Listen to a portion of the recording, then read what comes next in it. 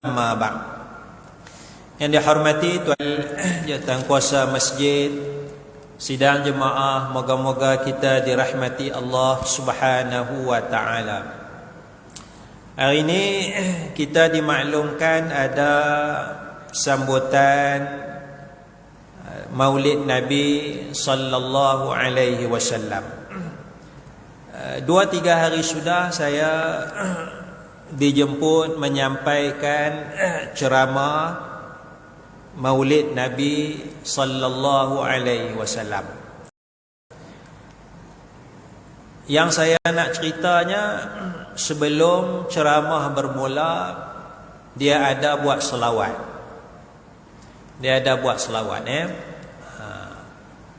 Jadi ceramah di sinilah, mana tempat sinilah ya, tempat semayang berjamaah tu, selawat pun dalam tu juga. Dan masa selawat itu diiringi dengan gendang. Dia ada muzik dia ya. Karena tempat ceramah sini, meja ceramah, selawat situ, gendang pun situlah tempat semayang. Tempat khas untuk semayang ya. Diadakan gendang-gendang ya, sempena Maulid Nabi sallallahu alaihi wasallam. Masa lain tak ada, masa selawat tu, masa Maulid tu ada ya. Jadi ini tuan-tuan dan puan-puan sedang jemaah, satu perkara yang sepatutnya kita jaga-jaga supaya kita tidak mencemarkan kehormatan masjid ya. Kita jaga supaya tidak mencemarkan kehormatan masjid ya. Kerana ruang ini adalah ruang untuk kita mengadakan solat berjamaah. Ruangan ini adalah ruangan untuk kita beriktikaf. Ruangan ini adalah ruangan untuk kita mengadakan majlis ilmu agama, benda-benda yang berkait dengan begitu sahaja ya. Jadi kita tak buatlah perkara-perkara yang kita nak menasyid ya. Sempena Maulid kita mula dengan nasyid dulu ya, buat dalam ni. Nasyid juga nasyid. Ya. Satu perkara yang tak wajar dah. Wajar ke tak wajar? Ya. Kita menyanyi lagu Isabella dalam ni. Isabella tu tukar jadi Rasulullah. Jadi nak menyanyikan nasyid tu di luar lah ya, nak bergendang tu di luar lah. Jadi kalau nak berarak lagi, nak selawat bergendang, silakanlah, pasal di jalan-jalan ya. Itu tidak. Ni kehormatan rumah Allah Subhanahu wa taala ya.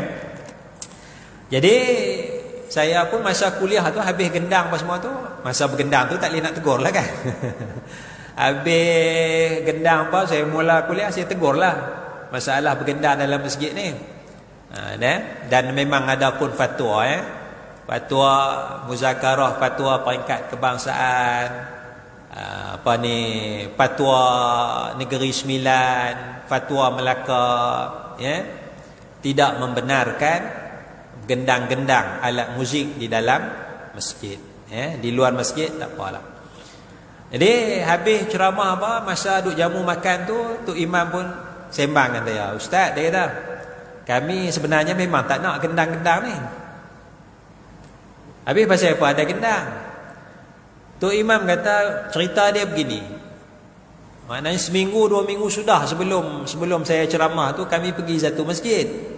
Masjid besar lah dia kata. Masjid besar ni adalah program, tak tahulah perasmian masjid ke apa, wallahu alam, atau maulid ke. Ya. Jadi masjid besar tu dia kata ada wakil jabatan agama, ada wakil majlis agama, ada wakil pejabat mufti. 3 wakil tu ada. Pejabat agama, majlis agama, pejabat mufti. Dan ada gendang-gendang dalam tu, dalam masjid tu ada gendang-gendang tu, gendong gendang kan. Wakil mufti pun tak kata apa, wakil jabatan agama pun tak kata apa, wakil majlis agama pun tak kata apa. Ya. Jadi kami pun baca jugalah fatwa negeri itu kata tak boleh. Tapi Tok Imam kata macam dah wakil mufti pun tak kata apa, diam je, tak tegur. Jadi kami anggap fatwa tu dah dibatalkan lah. Ya, dalam agama ada nasah mansuh kan, nasih mansuh, dimansuhkan dengan perbuatan wakil jabatan mufti, wakil jabatan agama, wakil majlis agama tu. Tak kata apa, duduk diam belaka kan. Lepas majlis pun duduk diam, tak kata apa. Tu yang kami buat tu. Jadi kita pegang pada fatwa. Bahkan kalau tak ada fatwa pun, kalau tak ada fatwa pun, kita fikir dengan agama kita, fikir dengan hati kita, elokkah kita nak bergendang muzik dalam masjid ni, ruang yang sebegini Kalau hati kita kita tengok hati kita tu, insya-Allah kita rasa ruang ni ruang yang tidak wajar, tidak sesuai untuk kita bergendang, bermuzik dan sebagainya. Baik, pagi ini kita ringkas, kita masuk halaman 32. 32, iaitu salah satu perkara lagi dalam manhaj ahli sunnah wal jamaah, kita tidak mendalami persoalan roh. Kita tidak mendalami persoalan roh.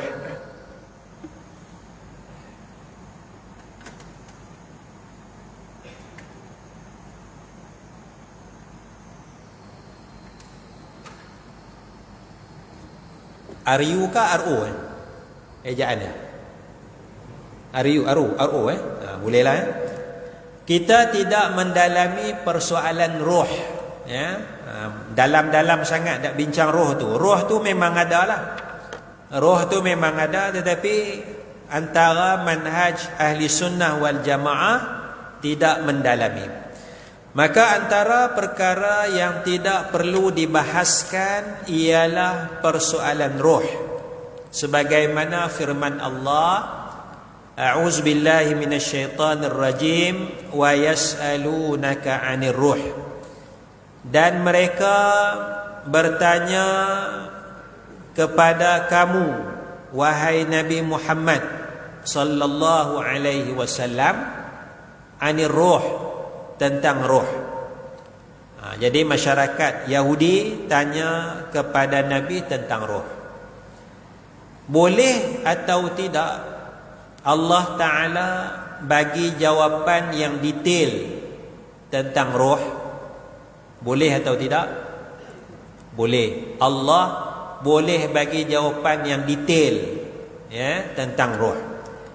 Tetapi jawapan yang dinyatakan di dalam Al-Quran, Qulir ruhu min amri rabbi wa ma utitum minal ilmi illa qalila. Jadi jawab kepada soalan tentang roh, katakanlah wahai Nabi, bahawa roh daripada urusan Tuhanku. Kalau yang ada buku tu terjemah dia salah tu, Tuhan kamu. Patut Tuhanku lah, Rabbi. Rabbi itu Tuhanku, urusan Tuhanku. Roh itu daripada urusan Tuhanku. Maknanya habis, tak boleh nak bercara dah. Serahkan ilmunya kepada Allah Subhanahu wa taala. Kemudian disambung lagi, wa ma utitum minal ilmi illa qalila. Dan kamu tidak diberikan ilmu melainkan sikit saja. Ilmu tu Allah Ta'ala bagi sikit saja. Jadi jawapan dia pemutuslah. Maknanya kita tak perlu nak dalam roh kita begini. Kalau ada orang cerita kata roh tu balik malam raya, ada tak? Malam raya tu balik, dia nak tengok rumah dia. Lepas tu dia kena pasang lampu banyak sikit malam 7 likur tu. Kan? Tadi kalau tak pasang lampu banyak-banyak, roh cari rumah tak jumpa. Kan? Jadi di mana sumber ambilan tu? Sumber ambilan dia di mana? Ada tak sumber ambilan itu? Kan? Saya rasa kita pasang lampu malam 7 likur tu nak seronok-seronok je. Dah dekat nak raya, nak bagilah meriah sikit. Pasanglah lampu pelita banyak sikit kan. Itu je tujuan dia, bukan ada roh nak balik ke apa ke. Ada, tapi ada orang kata roh nak balik. Baik, kalau roh nak balik, di mana sumber dia? Sebab Allah dah bagi kata putus. Roh tu urusan Tuhan. Maknanya apa-apa pun kita kena patah balik pada Quran, patah balik kepada hadis. Kalau hadis kata malam 7 lekor roh balik, kita terima aje lah. Dengan syarat hadis tu betul lah, hadis tu sahih lah. Kalau ada hadis. Ada atau tidak hadis? Roh balik malam 7 lekor? Tak ada. Malam 7 lekor pun tak ada dalam hadis. Kan? Jadi tak ada lah. Cerita je lah, cerita ya. Karena roh tu dia berada di satu alam yang lain, alam barzakh. Alam barzakh, alam pemisah tak ada dah. Tak ada dah. Kita doa jelah. Doa kepada Allah supaya Allah bagi roh tu keluasan, roh tu diampuni, dan sebagainya. Itu yang kita minta kepada Allah Subhanahu wa taala. Baik, itu contoh roh balik malam 7 lekor, benda yang tidak ada nas. Benda-benda yang gaib sebegini atau benda-benda yang pelik ni kita perlu kepada nas, Kalaulah tuan-tuan saya cerita ni, nak tanya soalan, perlu nas atau tidak, perlu dalil atau tidak. Kalau saya kata satu hari Nabi sallallahu alaihi wasallam duduk dengan para sahabat makan buah tamar. Satu hari Nabi duduk dengan para sahabat makan buah tamar. Perlu dalil atau tidak? Perlu tanya tak? Ustaz, mana dalil? Perlu tanya tak? Pasal apa tak perlu tanya? Makanan kebiasaan. Makanan memanglah. Banyak dah memang tempat dia buah kurma situ kan. Tak perlu tanya dah. Kita biasa dengar dah. Tak perlu tanya ustaz dalam kitab mana Nabi makan buah kurma. Kan? Tak perlu duk susah-susah, memanglah. Tapi kalau saya kata satu hari Nabi duduk dengan para sahabat makan buah manggis, buah dokong, buah durian, udang merah dan D24. Perlu tanya tak dalil? Tak tanya juga. Tanya ke tak tanya? Percaya aja. Percaya kat ustaz aja, kat penceramah aja. Yang ni ambil makan buah dokong ni, buah durian ni, D24 ke udang merah ke, bila nama tu ada. Contohnya. Yang tu kita kena hati-hatilah. Tanyalah dalil. Tanya dalil mana, kitab mana cerita ni. Kan, tak pernah dengar ni. Buah kurma tu tak parah, tak tanya dah. Itu cara kita nak scan tengok benda ni betul ke tak betul ke, sahih ke tak sahih ke. Kita buat contoh buah kurma dengan buah durian dan sebagainya. Baik, jadi roh kita tak tanya. Kata Imam Ibrahim Al-Bajuri, wala nakhudu nahnu ma'asyiral muhaqqiqin fi bayani haqiqatir ruh. Kita, ini mana para ulama tu tidak masuk, tidak masuk membincangkan hakikat roh. Dengan sebab ayat Quran tu, roh tu urusan Tuhan, maka para ulama membuat keputusan la nakhudu fi bayani haqiqatir roh. Kami tak masuk bincang dalam masalah roh. Nak cerita dia. Jadinya tuan-tuan, ajaran yang sesat, ajaran yang menyeleweng, dia suka main cerita-cerita roh ni. Pasal cerita roh ni tak ada dalil. Cerita roh ni tak, ajaran sesat dia begitu. Saya nak cerita ni Allah Ta'ala bagi ilmu ghaib kepada saya, cerita roh dia. Kita pun percaya. Maksudnya kita pegang betul-betul roh urusan Tuhan. Datanglah siapa cerita pun, kalau tak ada dalil Quran hadis, no. Jadi ajaran sesat dia akan guna tu lah. Guna roh ni begini, roh mak kamu tu sedang sakit, kamu kena sedekah dekat saya sekian-sekian. Kan, untuk membebaskan roh mak kamu tu dari diazab. Jadi bila kita tak pegang betul-betul asas atau dasar agama tu, kita akan terpedaya dengan dakwaan yang sedemikian, ya. Terpedaya dengan orang yang bawa ajaran sesat, ya. Jadi pegang perkataan ulama ambil daripada Quran, kita tak dalam-dalam, ya, tentang masalah roh. Jadi orang cerita apa pun, wallahu alam, kami tak tahu. Ya, tak ada ayat Quran, tak ada hadis, wallahu alam, kami tak tahu. Kalau fiqh tak apa, kita boleh kembang lagi. Satu hadis tu, satu ayat Quran tu boleh kembang macam-macam. Fiqh.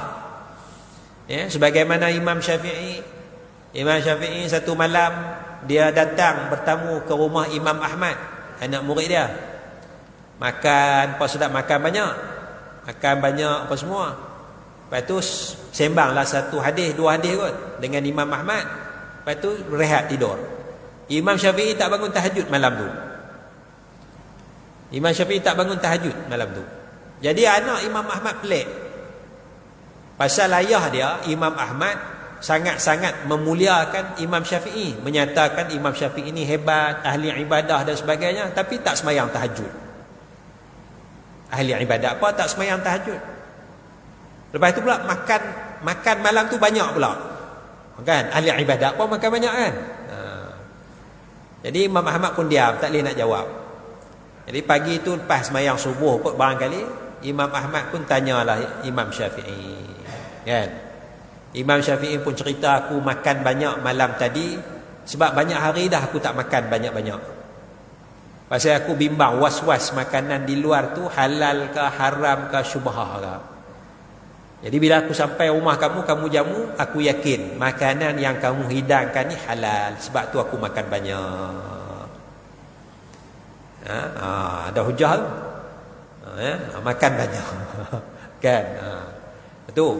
Yang kedua, malam tadi tu aku dapat satu hadis dengan kamu, aku tak lena malam, aku duk fikir masalah hadis tu, aku dapat pecahkan lebih kurang 70 masalah daripada hadis tu. Ya, 70 masalah kembang, masalah fiqh. Imam Syafi'i dia lebih daripada fiqh kan. Kembang. Fiqh tak apa. Tapi akidah ni, roh ni tak boleh nak kembang dah. Tak boleh nak kembang dah. Setakat mana yang dinyatakan, sekadar itu sahaja, ya. Baik, itu asasnya, ya. Begitu juga antara perkara yang tidak diketahui secara pasti ialah tarikh kiamat. Kalau ada orang kata tarikh kiamat akan berlaku sekian, wallahu a'lam, Nabi tak bagi tahu. Tarikh kemunculan Imam Mahdi, bila Imam Mahdi nak muncul, itu yang apa, terbengkalai di Mekah kan Madinah tu. Di Mekah, Madinah, jemaah kita tu berapa puluh orang tu. Kerana apa? Kerana nak tunggu Imam Mahdi. Ya. Jadi daripada bulan 7 ke duduk di sana, di Saudi tu, di Mekah, Madinah tu, nak tunggu kelahiran Imam Mahdi. Syekh dia kata, guru dia kata Imam Mahdi akan muncul musim haji tahun sudah tu. Tak muncul. Guru ajaran pun dah tangkap, balik dah, katanya balik ke Malaysia dia. Pengikut masih lagi terperangkap di sana. Nak kena bayar seorang 10,000 katanya. Kalau 30 orang 300,000. Nak cekau duit mana? Itu maknanya percaya. Jadi Imam Mahdi ni kita percayalah, ada Imam Mahdi tu. Bukan suruh tunggu pun. Agama tak suruh kita tunggu. Jadi bila kita tunggu Imam Mahdi, itu yang jadi fahaman kita salah tu. Jadi susahlah hidup kita. Agama suruh percaya adanya Imam Mahdi. Stop takat tu ya. Agama tak suruh tunggu pun. Agama tak suruh cari Imam Mahdi di mana. Tapi ajaran yang pelik-pelik ni, dia gunakan premis Imam Mahdi tu. Kita kena tunggu, kita kena cari Imam Mahdi, kita kena bantu Imam Mahdi. No, Imam Mahdi tak perlu bantuan kita pun. Ya. Imam Mahdi tak perlu bantuan kita pun. Ya. Jadi pegang betul-betul. Kita percaya Imam Mahdi ada satu masa nanti. Tapi kita tak perlu buat apa-apa. Kita buat kerja kita lah. Buat kerja kita, cari rezeki, cari makan, majukan ekonomi, jaga ahli keluarga, majukan negara kita. Kita buat kerja kita. Bukan urusan kita untuk menunggu atau mencari Imam Mahdi. Jadi ini contoh maknanya macam roh jugalah. Duk cari tarikh kemunculan Imam Mahdi dan sebagainya. Tarikh kematian dan seumpamanya. Itu juga ada kadang-kadang bincang tentang hakikat Nabi Muhammad sallallahu alaihi wasallam. Apakah al-haqiqah al-muhammadiyah, hakikat Muhammad tu. Jadi bincang dalam sangat hakikat Nabi Muhammad tu, yang jadi Nabi Muhammad tu seolah-olah nak jadi Tuhan tu. Separuh Muhammad tu Tuhan tu. Maknanya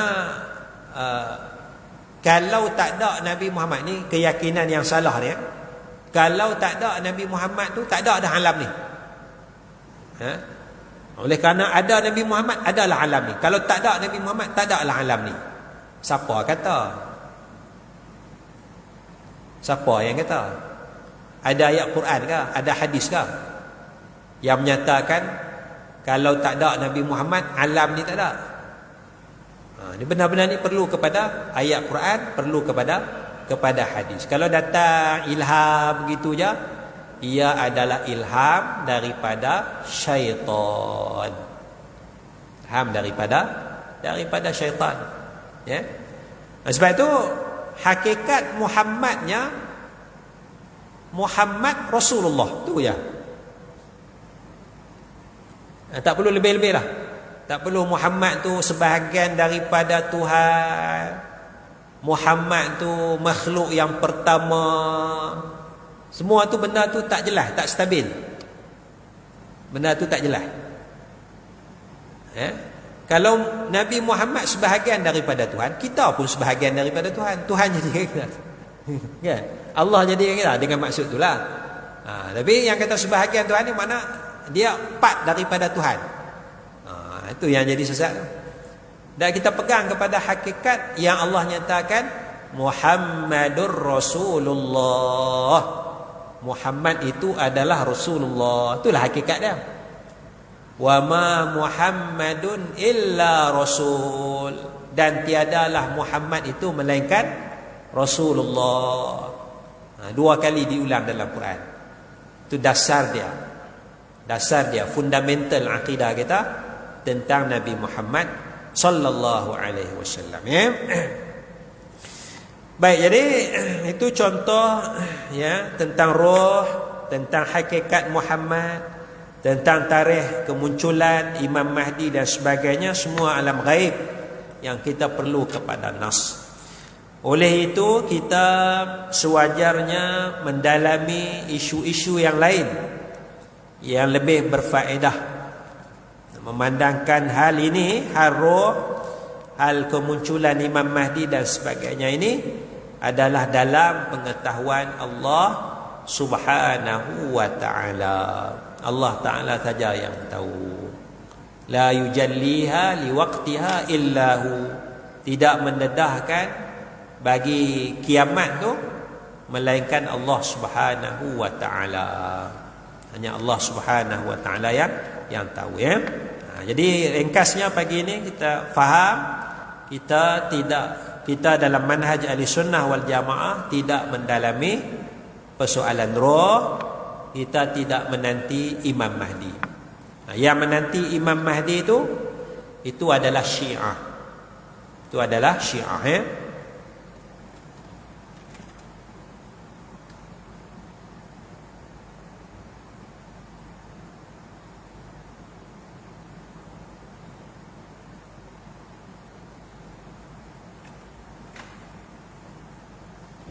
Yang menanti Imam Mahdi itu Syiah. Kerana istilah dia yang saya dapat faham, Al-Mahdi Al-Muntazar. Imam Mahdi Al-Muntazar yang ditunggu-tunggu. Syiah dia memang menunggu Imam Mahdi. Syiah menunggu Imam Mahdi. Kita ahli sunnah tidak menunggu. Jadi kita Mahdi ya, Al-Mahdi. Muntazar tu tak ada. Jadi tapi istilah tu masuk dalam kita, Imam Mahdi yang ditunggu-tunggu. Jadi ajaran-ajaran yang tunggu Imam Mahdi tu bukan daripada ahli sunnah, tapi daripada Syiah. Daripada Syiah. Ya, kerana dia sudah ada calon Imam Mahdi dia dah kenal pasti Imam Mahdi. Dia menunggu-nunggu Imam Mahdi terkeluar daripada satu lubang, gua sirdap ke lubang sirdap tu. Ya, itu Al-Mahdi Al-Muntazar. Istilah Syiah, bukan istilah kita ahli sunnah wal jamaah. Satu hari saya ada mesyuarat. Masa tu saya kerja UAE lah. UAE. Mesyuarat di Petaling Jaya, UAE Petaling Jaya. Kami mula dulu mesyuarat. Sebab ketua jabatan kami dari Gombak lambat sampai. Mesyuarat pagi kan, jam nak sampai tu. Dia datang lambat. Nama ketua jabatan tu Dr. Mahdi. Nama Dr. Mahdi. Kami pun mula mesyuarat. Dia pun sampai, buka pintu. Bila dia sampai tu, maka ketua jabatan di Petaling Jaya ni duk chair meeting ni, dia pun kata Ja'a Al-Mahdi Al-Muntazar. Telah datanglah Mahdi yang ditunggu-tunggu. Dr. Mahdi yang ditunggu-tunggu. Bukan Imam Mahdi ni. Bukan. Yang tu kami tunggulah. Kami tunggu bila bos nak datang ni, nak mesyuarat, nak habis mesyuarat ni. Yang tu tak apa. Yang tu tak apa. Ja'a Dr. Mahdi Al-Muntazar. Telah datanglah Dr. Mahdi yang ditunggu-tunggu. Bukan Imam Mahdi. Imam Mahdi kita tak tunggu ya. Jadi saya ingat untuk pagi ni sekadar tu. Wallahu a'la wa a'lamu bis-shawab. Subhanakallahumma bihamdik, asyhadu an la ilaha illa anta, astaghfiruka wa atubu ilaik. Assalamualaikum warahmatullahi wabarakatuh. La ilaha illallah Muhammadur Rasul.